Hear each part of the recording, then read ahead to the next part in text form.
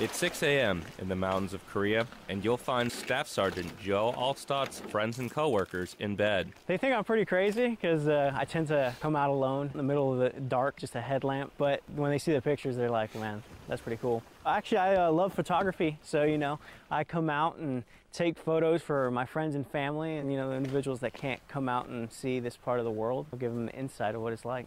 Go up here to the temple.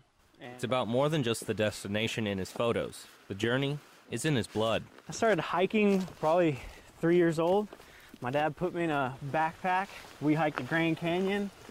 I did all sorts of hikes all over the world. I just fell in love with it ever since. Combining his two hobbies have produced more than just JPEGs. Some moments, it's been so surreal that I couldn't even grasp it all. Just the way that it looked in real life. Before I hit that button, I just take it in for myself, enjoy that moment, and then I take the shot and pray that it at least looks like, I saw it. It's Sergeant Allstott's second tour in Kunsan, and it's his mission to share the beauty he's found in Korea with the wolf pack.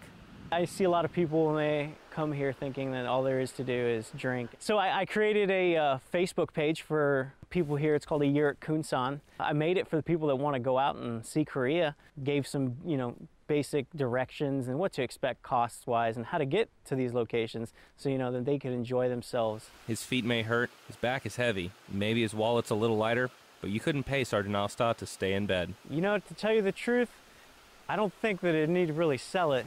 Just look at this. It sells itself. Senior Airman Nick Dastas, Kunsan Air Base, South Korea.